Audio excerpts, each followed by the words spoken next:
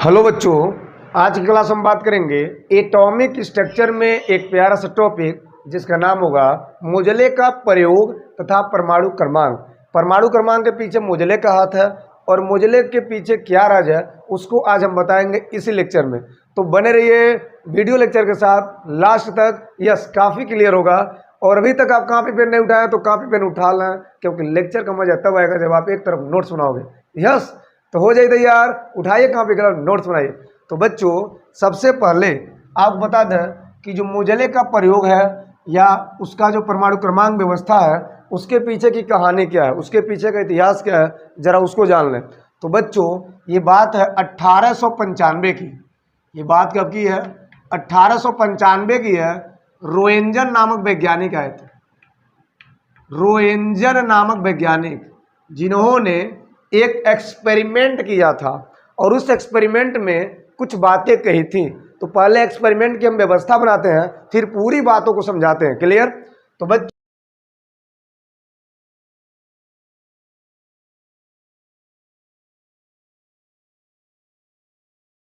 चलिए, तो जैसा कि आप देख रहे हो कि यहाँ पे सिस्टम बना दिया गया है। ये एक्सपेरिमेंट है 1895 में रोएंजन ने किया था और ये मोजले के पीछे कहानी है। ठीक है? इवाक्यूएटेड ट्यूब लिया गया और इसको ये पूरा पैक कर दिया गया और दोनों साइड में एक साइड में कैथोड, एक साइड में एनोड लगा दिया गया। क्लियर है? ओके। अब यहाँ एनोड में क्या विशेषता है कि एनोड में जो ये धातु की प्लेट लगाई गई थी वो मैक्स अधिकतम गलनांक वाली थी और मैक्सिमम डेंसिटी वाली थी, अधिकतम घनत्व वाली थी। ऐसा इसलिए ताकि यहाँ से कोई प्रभाव निकले तो वह प्लेट से टकरा कर रुक जाए, यानी आगे न जा सके। क्लियर है? तो बच्चों, अब जैसे ही इसमें धारा का प्रवाह किया गया, हाई वोल्टेज दिया गया, वैसे ही एक चमत्कार हुआ। दैट मीन्स यहाँ से किरणें निकली और ये किरणें बार बार जा करके इस मोटी सी धातु यानी उच्च गलनांक वाले धातु से टकराने लगी। यस, तो यह देखा गया वैज्ञानिकों के माध्यम से कि ये क्या हो रहा है कि यहाँ पर जो किरणें हैं, इन किरणों का नाम क्या दिया जाए। तो सबसे पहले ये जो यहाँ से किरणें चली हैं, इनको तो बोला गया कैथोड किरण। क्या बोला गया? कैथोड किरण, यानी कि कैथोड रेज। क्या बोला गया? Cathode rays. इन किरणों को कैथोड रेज बोला गया। और जब ये किरणें, जैसे ही ये किरणें इस प्लेट से टकराई, इस उच्च गलनांक वाले प्लेट से टकराई, वैसे ही यहाँ पर अलग प्रकार के किरणें निकलने लगी और इन किरणों का नाम नहीं पता था उस समय जब ये व्यवस्था की गई थी। इस किरण का नाम दिया गया एक्स रेज, एक्स किरण। एक बार और समझिएगा। रोएंजन के माध्यम से 1895 में एक ट्यूब लिया गया, इवाक्यूएटेड ट्यूब। एक विशेष प्रकार की ट्यूब थी जिसको पूरा एकदम सील पैक करके, यानी एक साइड में कैथोड एक साइड में एनोड लगा करके, और एनोड में एक अलग से प्लेट लगाया गया जो कि उच्च गलनांक वाला यानी मैक्सिमम गलनांक वाला था और मैक्सिमम डेंसिटी वाला था। इसकी विशेषता क्या थी कि आने वाली सम्मुख किरणों को यह रोके। तो यहाँ पर जैसे ही कैथोड से किरणें चली, यानी कैथोड किरणें जैसे ही आगे बढ़ी, तो ये किरणें जैसे ही इस प्लेट से टकराए, तुरंत यहाँ पे एक अलग सा विचलन देखने को मिला और इस विचलन में एक अलग प्रकार की किरणें उत्पन्न हो रही थी। तो बच्चों, उन किरणों का नाम उस समय दिया गया एक्स किरण, एक्स रेज। क्लियर है? तो यही कहानी है रोएंजन के माध्यम से। अब रोएंजन ने इतनी बातें कही तो वहीं पर 1913 में आ गए मोजले, और मोजले ने वहाँ पे एक सिद्धांत दे दिया। अब मोजले ने जो सिद्धांत दिया था उनको हम क्या बोलेंगे, या उस सिद्धांत में क्या बातें कही थी उसको यहाँ पे हम समझेंगे। बट उससे पहले यहाँ पर इसका पूरा भाषा, पूरा हम भाव लिखते हैं, फिर आपको एक बार और समझाते हैं। क्लियर है? चले, तो जैसा कि आप देख रहे हो कि यहाँ पे 2-4 लाइन में लिख दिया गया है ये पूरी भाव, पूरी भाषा, जिससे आप बिंदास चाहो तो आप फिगर के माध्यम से समझ सकते हैं। अगर आपको फिगर क्लियर हो जाता है तो भाषा में कोई कठिनाई नहीं है। ठीक है? तो बच्चों, 1895 में रोएंजन ने यह ज्ञात किया और देखा कि जब कैथोड किरणें यानी उच्च घनत्व, उच्च गलनांक वाले धातु से टकराती है तो वहाँ पर एक अलग ही प्रकार की किरणें उत्पन्न होती है। तो उस समय उस किरणों की प्रकृति का कोई ज्ञान नहीं था, कोई जानकारी नहीं थी। तो उन किरणों को एक्स किरण नाम दिया, एक्स रेज नाम दिया। और यहाँ पर जो धातु थी, जो धातु की प्लेट थी, इनका नाम दिया गया एंटी कैथोड। एंटी कैथोड दिया गया क्योंकि जैसे वायरस को एंटीवायरस रोकता है, तो कैथोड की प्रहार को कौन रोक सकता है? Anti cathode. इसके मुंह पे कौन ताला लगा सकता है? Anti cathode. क्लियर है? तो बहुत इजी वे में इसका नाम दे दिया गया। अब ये मतलब नहीं है कि ये खोज कर दिया गया, ये सारी व्यवस्थाएं बना दी गई। चलिए यहाँ तक तो ठीक है। अब बारी है मोजले की, यानी मोजले ने परमाणु क्रमांक के संबंध में सिद्धांत कैसे दिया था। तो बच्चों इसी व्यवस्था को लेकर के मोजले ने अपने सिद्धांत को जारी किया था, यानी अपने कथन की पुष्टि की थी। 1913 में क्या मोजले ने कहा था, 2-4 लाइन में समझते हैं। 1913 में मोजले ने परमाणु क्रमांक का सिद्धांत दिया।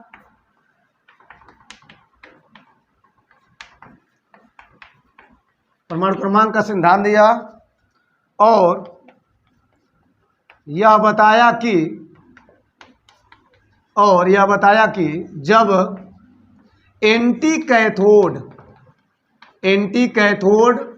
दैट मीन्स कैथोड किरण रोकने वाली प्लेट, एंटी कैथोड पर कैथोड किरण या कैथोड किरणों की बमबारी कराई जाती है, तो उत्पन्न होने वाली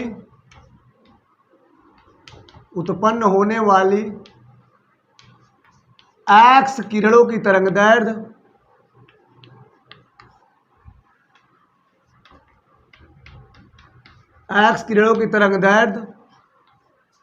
उस तत्व के अभिलाक्षणिक होती है।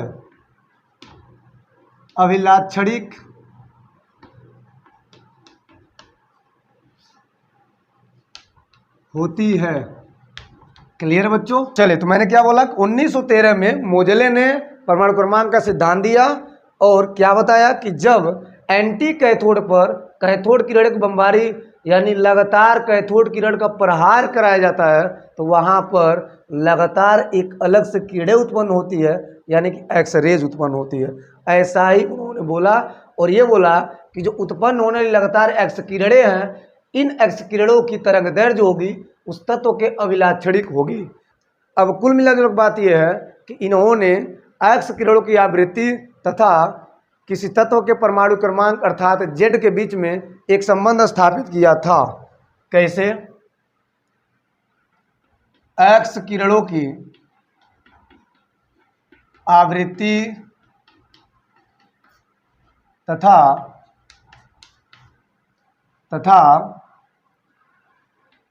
तत्व के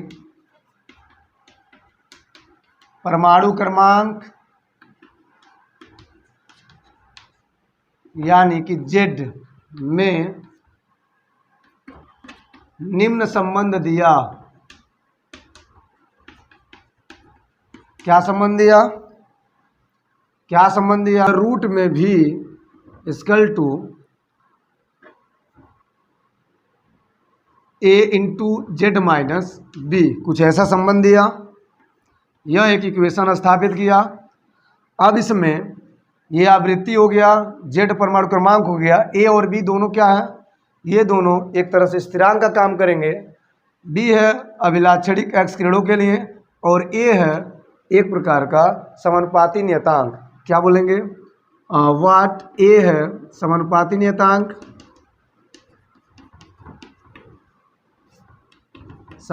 नियतांक, बी की बात करते हैं। बी है किसी अभिलाक्षणिक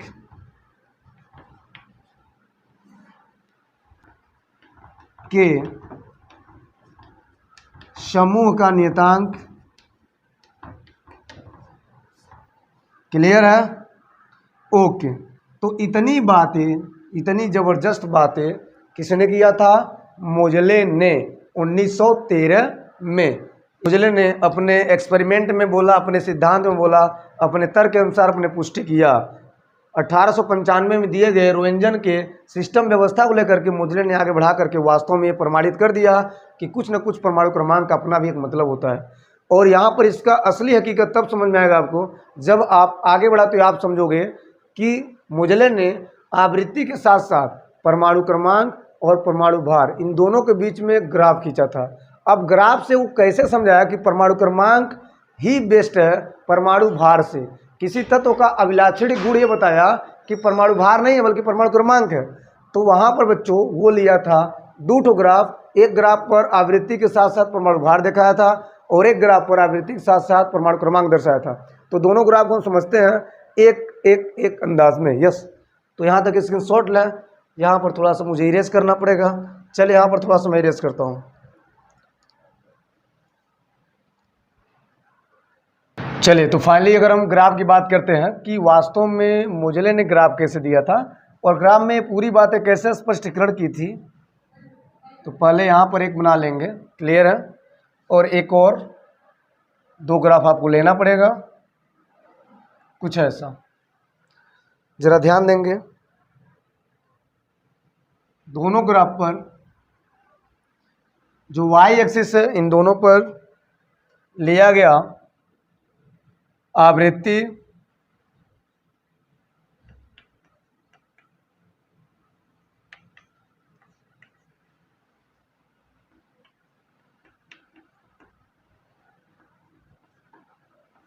और यहाँ पर x एक्सिस पर लिया गया, इस पर लिया गया रिलेटिव मास, दैट मीन्स ए बोल सकते हो। यहाँ पर लिया गया एटॉमिक नंबर, दैट मीन्स आप जेड बोल सकते हो, क्लियर है। यहाँ पर कुछ पॉइंट कर लें, 5, 15, 20 ऐसे करके 5, 15 या 10, 5, 10, 15, 20, 5 नीचे 5 ना, नीचे ठीक है, 5, 10, 15, 20 ऐसे करके। यहाँ पर भी 5, 10, 15, 20 ऐसे करके, ठीक है। यहाँ पर रिलेटिव मास बढ़ रहे थे, वाट, बेस, 40, 60, 80, यहाँ पर 10, 40, 30, 40 ऐसे करके 50। तो ये एटॉमिक नंबर में देखा गया। ओके, अब ज़रा विचार करेंगे। विचार करने वाली बात क्या है कि बच्चों यहाँ पर इस मूल बिंदु से, इन दोनों मूल बिंदु से एक सीधी रेखा में यानी कि सरल रेखा में कोशिश किया गया कि दोनों के सापेक्ष यानी कि रिलेटिव मास और ये जो आवृत्ति है, इन दोनों के सापेक्ष अगर हम कोऑर्डिनेट खींचें तो वह सरल रेखा हो रही कि नहीं हो रही है। तो यहाँ पर रिलेटिव मास और आवृत्ति के संबंध में जब ग्राफ खींचा गया तो यहाँ पर कुछ अलग देखने को मिला। अर्थात ये बोल सकते हैं कि यहाँ पर इनका जो क्रम था वो घटने बढ़ने लगा। इनका जो क्रम था वो घटने बढ़ने लगा, अर्थात एक सीधी रेखा में यूँ बोले नहीं जा रहा था। तो बच्चों इस हिसाब से अगर ध्यान से देखा जाए तो यह एक वक्र प्राप्त होता है, यानी दोनों का जो कोऑर्डिनेट होगा यह एक वक्र होगा, अर्थात ये सीधी रेखा में नहीं होगा। लेकिन अगर हम इसी को यहाँ पे लेते हैं एटॉमिक नंबर और आवृत्ति के बीच में, अगर यहाँ पे ध्यान से देखें तो यहाँ पर क्या मिलेगा, यहाँ पर क्या मिलेगा, यहाँ पर एक सीधी रेखा में यानी कि तत्वों का जो क्रम होगा वह एक सीधी रेखा में होगा, अर्थात यह एक सरल रेखा प्राप्त हुआ। और इसी कथन पर मोजले ने अपने पुष्टि को आगे बढ़ाया, अपने प्रयोग को आगे बढ़ाया और यहाँ पर ये बोल दिया कि वास्तव में जो तत्वों का अभिलाक्षणी गुण या जो तत्वों का मूल लक्षण है वो वास्तव में परमाणु भार है ये नहीं है। रिलेटिव मास परमाणु भार है ये नहीं है, अर्थात वह है परमाणु क्रमांक। और इसी आधार पर मोजले ने ये बातें बोल दी कि वास्तव में किसी भी तत्व का जो मूल लक्षण होता है, मूल गुण होता है, वो परमाणु क्रमांक ही होता है, परमाणु भार नहीं। और तभी से मोजले ने क्या किया, तभी से मोजले ने 1913 में ही पीरियाडिक टेबल में जो मेंडलीव का मूल आवर्त सारणी था उसको लेकर के अपडेट किया। और उसने क्या किया, यानी इस व्यवस्था को समझते हुए एटॉमिक नंबर और आवृत्ति के बीच में जो ग्राफ बना है, इस व्यवस्था को समझते उन्होंने एक स्टैंडर्ड फॉर्म बनाया, अर्थात एक नया पीरियाडिक टेबल का प्रारूप बनाया जिसमें 118 एलिमेंट सम्मिलित हैं।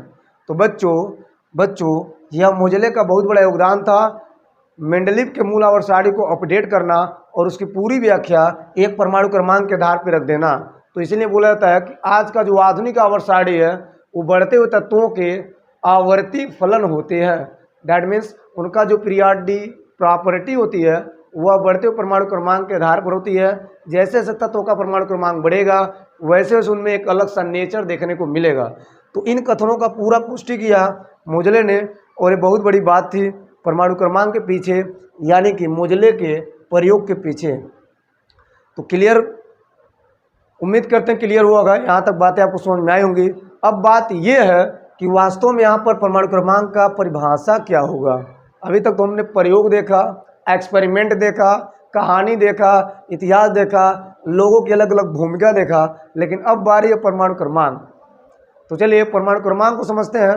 और परमाणु क्रमांक के साथ साथ छोटे छोटे परिभाषाएं, परमाणु भार, न्यूक्लियॉन्स क्या होते हैं, न्यूट्रॉनों की संख्या, प्रोटॉनों की संख्या की अगर बात होती है तो कैसे ज्ञात करते हैं। यस, तो चलिए आगे बढ़ते हैं। फिलहाल यहाँ तक स्क्रीनशॉट न नोट करें, आगे बढ़ें। चलिए बच्चों, तो प्यारा सा हेडिंग लगाएंगे जिसका नाम होगा परमाणु क्रमांक। परमाणु क्रमांक अर्थात एटॉमिक नंबर। अब इसकी चर्चाएं होंगी, बहुत मामूली सा एक परिभाषा देंगे। छोटे से परिभाषा की बात करते हैं तो क्या लिखना चाहेंगे, देख सकते हैं। किसी तत्व के परमाणु के नाभिक में उपस्थित कुल प्रोटॉनों की संख्या लिख लो। क्या लिखोगे, किसी तत्व के परमाणु के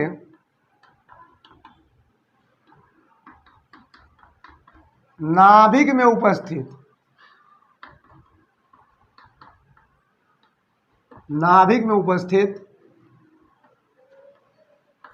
कुल प्रोटॉनों की संख्या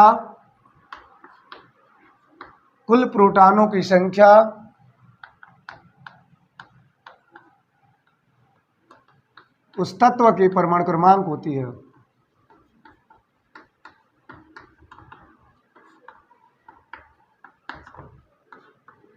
एकदम शुद्ध परिभाषा है बाबू ना, ओके। उस तत्व की परमाणु क्रमांक होती है, इसे जेड से प्रदर्शित करते हैं। इसे जेड से प्रदर्शित करते हैं।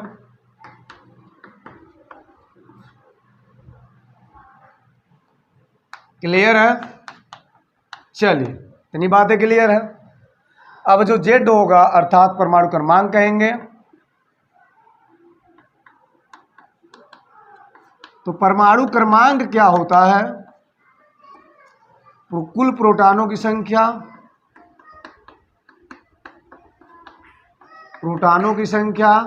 या बोल सकते हैं इलेक्ट्रॉनों की संख्या। क्लियर। तो बच्चों परमाणु क्रमांक को हम जेड से प्रदर्शित करते हैं, तो जेड बराबर हो जाएगा प्रोटॉन यानी कि पी और इलेक्ट्रॉन यानी कि ई। तो आप ऐसे भी लिख सकते हैं। क्लियर है, ओके। तो यहाँ जेड हो गया, परमाणु क्रमांक हो गया, प्रोटॉन हो गया, इतनी बातें क्लियर हो गई। चलिए अब हम आगे बढ़ते बात करेंगे कि वास्तव में द्रव्यमान संख्या किसे कहते हैं। व्हाट इज एटॉमिक नंबर या मास नंबर। अब हम बात करेंगे द्रव्यमान संख्या किसे कहते हैं। यहीं पर चलिए बात कर लेते हैं द्रव्यमान संख्या। क्लियर है, चलिए तो यहीं पे हम एक और चलिए तो यहीं पर हम क्लियर है? चलिए तो यहीं पर हम एक और परिभाषा की बात कर लेते हैं छोटा सा। अगर आप परमाणु क्रमांक समझे तो आपको जरूर समझना चाहिए कि वास्तव में द्रव्यमान संख्या किसे कहते हैं।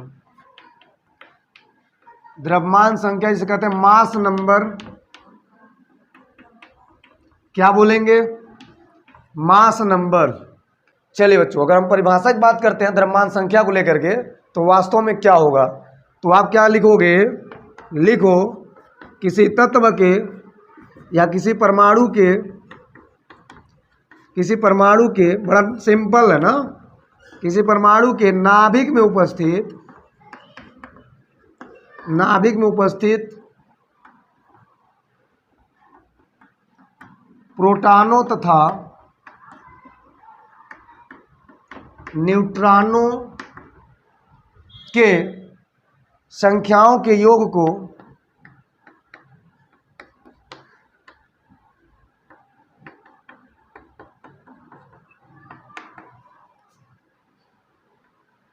उस परमाणु की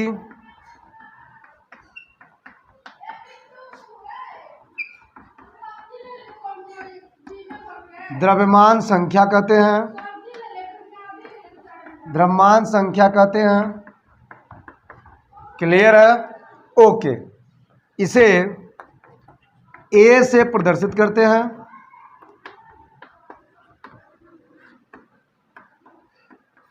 इसे ए से प्रदर्शित करते हैं। जरा विचार करेंगे। द्रव्यमान संख्या यानी कि मास नंबर किसी परमाणु के नाभिक में उपस्थित प्रोटॉन और न्यूट्रॉन। आप जानते हो परमाणु के नाभिक में प्रोटॉन न्यूट्रॉन उपस्थित होते हैं, तो उनका अगर हम योग करेंगे उनके संख्याओं का, तो जो योग होगा वही द्रव्यमान संख्या को बताएगा। क्लियर है? तो बच्चों यहाँ पर अगर हम ए की बात करते हैं तो यहाँ पर ए का मतलब क्या होगा? दैट मीन्स द्रव्यमान संख्या। और द्रव्यमान संख्या किसके बराबर होता है? प्रोटॉन और न्यूट्रॉन के। तो यहाँ लिखेंगे प्रोटॉन प्लस न्यूट्रॉन, यानी कि कुछ ऐसा। अभी आपने देखा है कि प्रोटॉन जेड के भी बराबर है, तो यहाँ पर हम ऐसे भी लिख सकते हैं कि प्रोटॉन के स्थान पर जेड प्लस एन भी लिख सकते हैं। क्लियर?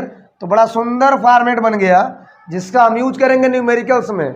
आपको 2-3 क्वेश्चन जरूर देंगे छोटा छोटा इसके आधार पर। परमाणु क्रमांक, ये बहुत छोटी छोटी बातें हैं, लेकिन काम आपको छोड़ना नहीं चाहिए, सब काम करना चाहिए। तो चलिए यहाँ पर एक बात और आपसे करते हैं कि न्यूक्लियॉन्स क्या होते हैं। यस, तो हेडिंग लगाएंगे न्यूक्लियॉन्स। न्यूक्लियॉन्स क्या होते हैं? न्यूक्लियॉन्स का मतलब होता है किसी परमाणु के नाभिक में उपस्थित मूल कण को न्यूक्लियॉन्स कहते हैं। अर्थात किसी परमाणु के नाभिक में उपस्थित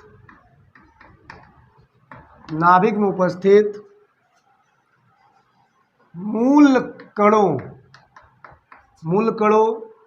यानी कि प्रोटॉन न्यूट्रॉन कणों, यानी कि प्रोटॉन न्यूट्रॉन मूल कणों को क्या बोलते हैं? न्यूक्लियॉन्स बोलते हैं। न्यूक्लियॉन्स बोलते हैं। क्लियर हुआ? ओके। तो बातें तो वही है कि मास नंबर क्या होता था? प्रोटॉनों और न्यूट्रॉनों की संख्याओं का कुल योग होता था, जिसे मास नंबर कह दिए। तो यहाँ पे न्यूक्लियॉन्स का क्या अलग सा मतलब है कि जो मूल कण होते हैं वो होते हैं न्यूक्लियॉन्स, यानी कि प्रोटॉन और न्यूट्रॉन को न्यूक्लियॉन्स कहते हैं। तो प्रोटॉन अलग न्यूक्लियॉन्स, न्यूट्रॉन अलग न्यूक्लियॉन्स। तो एक मास नंबर जो होता है उस परमाणु के कुल न्यूक्लियॉन संख्याओं को बताता है। न्यूक्लियॉन्स का मतलब प्रोटॉन भी, न्यूक्लियॉन्स का मतलब न्यूट्रॉन भी। लेकिन अगर कुल न्यूक्लियॉन्स निकालनी हो तो आप समझिएगा आप मास नंबर निकाल रहे हो। क्लियर? तो बच्चों आप चाहो तो लाइन जोड़ सकते हो। वाट किसी परमाणु का द्रव्यमान संख्या, दैट मीन्स ए, उस परमाणु की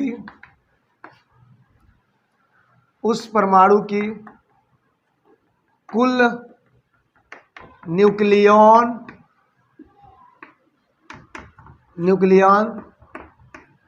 संख्या के बराबर होती है। बातें स्पष्ट है? ओके, परमाणु का निरूपण कैसे करेंगे? किसी तत्व के परमाणु का निरूपण अगर करना हो, दिखाना हो, तो कैसे दिखाते हैं? तो सिंपल है, यहाँ पर x को मान लेंगे कि तत्व का परमाणु है, और यहाँ पर क्या लिखेंगे? यहाँ पर लिखेंगे a, यहाँ पर लिखेंगे z। क्लियर हुआ? ओके, अब क्या करेंगे? इस a को बोला गया है द्रव्यमान संख्या, द्रव्यमान संख्या कहिए या परमाणु भार कहिए,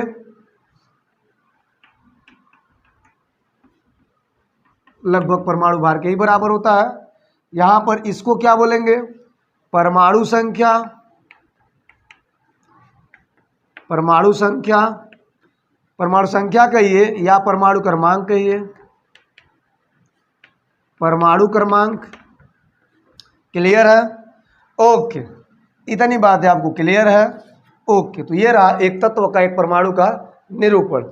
चलिए बच्चों, अब हम यहाँ पे इनको आगे बढ़ाते हुए अब छोटे मोटे एक आध दो क्वेश्चन की बात करते हैं कि इसके आधार पर हम क्वेश्चन कैसे सॉल्व करते हैं। क्लियर? तो यहाँ तक स्क्रीनशॉट लें, आगे बढ़ते हैं। चलिए बच्चों, तो क्वेश्चन नंबर फर्स्ट की बात करते हैं इस बेस पे, यानी कि परमाणु क्रमांक द्रव्यमान संख्या के आधार पे।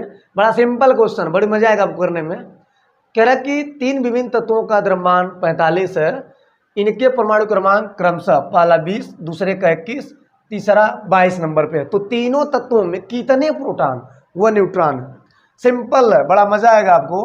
यहाँ पे सॉल्यूशन सिंपल करेंगे तो लिखेंगे व्हाट फर्स्ट एलिमेंट के लिए, फॉर द फर्स्ट एलिमेंट यानी फर्स्ट तत्व के लिए या फर्स्ट तत्व के परमाणु के लिए क्या होगा। तो यहाँ पर ए दिया हुआ है कितना? 45, सबका 45 होगा। और यहाँ पर इसका जेड जो दिया है बाबू, वो कितना दिया है? 20। अब निकालना क्या है कि इसके प्रोटॉन क्या होंगे और इसके न्यूट्रॉन क्या होंगे। तो प्रोटॉन में तो कुछ काम है नहीं करना, जो जेड है वही तो पी है। ओके बिंदास। चलिए, बड़ा सिंपल है, तो फॉर्मेट आपको पता ही होगा, भी तुरंत बताए हैं। वीडियो को पीछे करिए, देखिए। ए इक्वल टू क्या बताए हैं? पी प्लस एन, या लिख सकते हैं जेड प्लस एन। क्लियर हुआ? ओके, यहाँ पर ए एन की बातें हैं, एन कैसे निकलेगा? तो प्रोटॉन बराबर ये होगा जेड यानी परमाणु क्रमांक। तो बच्चों ए का मान क्या भरेंगे? 45, और पी न भर के जेड भरना, तो जेड का मान कितना दिया? 20। तो यहाँ पर हो जाएगा 20 plus n, that means neutron. Neutron तो निकालना पड़ेगा सर, तो एन इक्वल टू क्या हो जाएगा? 45 माइनस 20 हो जाएगा, और ये होता है 25। तो एन का मान कितना मिला? 25। और साथ ही साथ यहाँ पर जो पी है वो जेड है, और यहाँ पर पी बराबर है जेड बराबर कितना? 20। सो यहाँ पर पी भी क्लियर हुआ। ओके, तो पहला हो गया। चलिए दूसरे की बारी है, सेकंड तत्व के लिए। मैंने बोला था आपसे कितना इजी होगा। सेकंड तत्व के लिए देख लो जरा। सेकंड तत्व में क्या है? ए सेम रहेगा 45, जेड क्या होगा? जेड हो जाएगा कितना? 21। तो कुछ ना करो, ए इक्वल टू फिर से लिखो पी प्लस एन या z plus n, z plus n भर दो, भरौना। ए का मान 45, पी जेड, जेड क्या? 21 प्लस एन, एन क्या? निकाल दो। तो बच्चों क्या हो जाएगा? घटाना तो है बस, कुछ और थोड़ी नहीं कराना है। एन इक्वल टू 45 माइनस 21, घटाएंगे हो जाएगा 5, हो जाएगा 4, 4 2 24। एन का मान कितना हो जाएगा? 24। और यहाँ पर भी देख लो पी का मान कितना हो जाएगा? पी का मतलब जेड और जेड का मतलब 21, तो यहाँ पर 21 हो जाएगा। क्लियर हुआ? ओके, तीसरा बचरा देख लेना। थर्ड तत्व के लिए क्या होगा बच्चों? देख लो जरा। तीसरे तत्व के लिए क्या होगा? बस जेड कन्वर्ट कर दो, ए का मान सेम कर दो 45, जेड का मान क्या हो जाएगा? 22। देख लो जरा तीसरा के लिए क्या हो जाएगा? ए इक्वल टू क्या हो जाएगा? पी प्लस एन, या लिख सकते हो जेड प्लस एन, सेम बात है। ए का मान क्या भरेंगे? 45 इक्वल टू पी का मान जेड हो जाएगा, पी बराबर जेड दिया हुआ है तो 22, प्लस एन निकाल दो, तो एन का मान क्या हो जाएगा? 45 माइनस 22, 24, यानी कि क्या मिल जाएगा? 23। तो 23 किसका? एन का मान। ओके, तो पी का मान क्या हो जाएगा? 22। कितना सिंपल है। तो ऐसे आप करोगे, देख लो, अब खुद ही बताओ कि कैसा लगा। कुछ मजाकिया टाइप के क्वेश्चन होते हैं, बड़ा सिंपल होते हैं, लेकिन आपको ये सब करना पड़ेगा क्योंकि आप बेसिक क्लास में हो। आपका जो लेवल है, आपका जो केमिस्ट्री का लेवल है वो एकदम बेसिक है। सो नोट करें, स्क्रीनशॉट लें। एक आध क्वेश्चन के ऊपर बात करते हैं। चले बच्चों, यहाँ पे क्वेश्चन नंबर 2 की बात करते हैं। जैसा कि आपके स्क्रीन पे दिख रहा है, क्या कह रहा है क्वेश्चन, कह रहा है कि एक परमाणु का इलेक्ट्रॉनिक विन्यास 1s2 2s2 2p6 3s2 3p5 करके दिया है। इनकी द्रव्यमान संख्या 35 दिया है। इस परमाणु का परमाणु क्रमांक और नाभिक में न्यूट्रॉनों की संख्या ज्ञात कीजिए। यस, परमाणु का परमाणु क्रमांक और नाभिक में न्यूट्रॉनों की संख्या ज्ञात करनी है। तो सबसे पहले क्या लिखेंगे सर, हेलो लिखेंगे गिवन प्रॉपर्टी सॉल्यूशन में क्या दिया है, व्हाट तत्व का इलेक्ट्रॉनिक विन्यास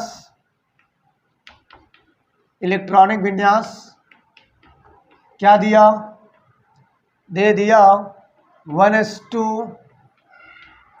2s2 2p6 3s2 3p5। देख लो ये दिया ना, 2 2 4 2 6 2 8 नो 2 2 4 6 10 2 12 5 17। तो बच्चों यहाँ पे क्या देखें कि अगर हम इनका योग करें तो उस तत्व का क्या निकल जाएगा, परमाणु क्रमांक निकल जाएगा, सिंपल सा। अब उससे पहले क्या दिया, एटॉमिक यानी परमाणु द्रव्यमान संख्या दिया हुआ कितना 35, और इससे क्या निकलता है जेड का मान। तो जेड का मान कितना निकलेगा, 2 + 2 + 6 + 2 + 5, गणना करो 2 2 4 6 10 2 12 5 17। तो जेड हो गया फाइनली 17, यानी कि परमाणु क्रमांक यानी क्लोरीन की शायद बात हो रही है, ऐसा कुछ। तो 2 चीज निकालना है, एक तो जेड निकालना है और एक तो न्यूट्रॉन निकालना है। तो बड़ा बकवास की बात है कि यहाँ पर जेड तो दे दिया पहले ही, तो निकालना क्या है, एन, तो निकाल दो एन। ए दिया, जेड दे दिया, एन निकाल दो। तो लिख लो यार डायरेक्ट ए = जेड + एन वाला लिख लेना, या पी + एन। तो जेड और पी सेम है, तो ए का मान क्या बनेंगे 35 जेड 17 + एन निकाल दो। तो एन 35 - 17 कर देना, कितना बचेगा सर 18। एन का मान हो जाएगा 18 और जेड का मान पहले ही निकल चुका 17। तो ऐसे क्वेश्चन आते रहते हैं बहुत इजी वे में। यस, कुछ नहीं करना, एकदम हो गया। चलिए एक प्यारा सा सुनहरा सा क्वेश्चन की बात करेंगे और लेक्चर यहीं पे क्लोज करेंगे। यस, चलिए बच्चों लास्ट क्वेश्चन देखेंगे, बड़ा इजी क्वेश्चन है, सिंपल है। निम्न आयनों में इलेक्ट्रॉनों की संख्या ज्ञात करो। आयन क्या दिया है, Na+ और Cl का माइनस। तो बच्चों सिंपल सा Na का कितना होता है इलेक्ट्रॉनिक विन्यास, यानी कि परमाणु क्रमांक कितना होता है, परमाणु क्रमांक 11 होता है, और क्लोरीन का परमाणु क्रमांक होता है 17। तो यहाँ पर सिंपली करना क्या है, विचार जरा करेंगे। अगर हम Na+ की बात करते हैं तो Na+ का मतलब होता क्या है, Na+ का मतलब है कि जब सोडियम जो कि इलेक्ट्रॉनिक यानी परमाणु क्रमांक होता है 11, यानी कि 2 8 1 होगा इलेक्ट्रॉनिक विन्यास, और जब यह इलेक्ट्रॉनवा का दान करेगा तभी तो Na+ आएगा, यानी 1 इलेक्ट्रॉन दान किया। तो यहाँ पर आ गया 2 8, केवल 2 8, यानी कि क्या आ जाएगा 10 आ जाएगा। और अगर क्लोरीन की बात करते हैं तो क्लोरीन यानी कि जब 1 इलेक्ट्रॉन ग्रहण करेगा तो यह बना लेगा Cl का माइनस। अब क्लोरीन था 17 नंबर पे, तो 2 8 7 कर दिए। तो यहाँ पे क्या बचेगा 2 8 8, यानी कि 1 इलेक्ट्रॉन क्या हो रहा है, बढ़ रहा है, 1 इलेक्ट्रॉन क्या हो रहा है, घट रहा है। तो सिंपली भी हमें कुछ नहीं करना है, यहाँ पर इलेक्ट्रॉनों की संख्या बतानी है। तो एकदम हो गया, हर हर हर हर हो गया, हर हर हर हर हो गया। तो यहाँ लिख सकते हो Na+ का मतलब होता है Na+ का मतलब होता है Na+ का मतलब होता है कि जेड में 1 इलेक्ट्रॉन माइनस कर देना, यानी जेड का मतलब कितना, जेड का मतलब होता है 11। तो 11 में से घटाएंगे क्या मिलेगा 10। देख लो जरा, ये जो 10 है इलेक्ट्रॉनों की संख्या, बचे हुए इलेक्ट्रॉनों की संख्या। अगर क्लोरीन की बात करते हैं तो Cl-, तो Cl- में इलेक्ट्रॉनों की संख्या ग्रहण करने के बाद तो जेड में क्या करेंगे, 8 यहाँ जुड़ रहा है, 7 है तो यहाँ 8 बन रहा है, मतलब 8 जुड़ रहा है, तो 1 जोड़ देंगे। ओके, तो जेड कितना था देख लो, जेड था 17, यहाँ था 11, तो 17 में क्या जोड़ेंगे 1, तो क्या हो जाएगा 18। बोला हुआ कि नहीं हुआ, यस। तो इस प्रकार से क्या देखे कि यहाँ पर आयनों का इलेक्ट्रॉनों की संख्या निकल गया। यस, तो आज की क्लास में इतना ही। कमेंट करो, बताया कि आज का लेक्चर कैसा लगा। यस।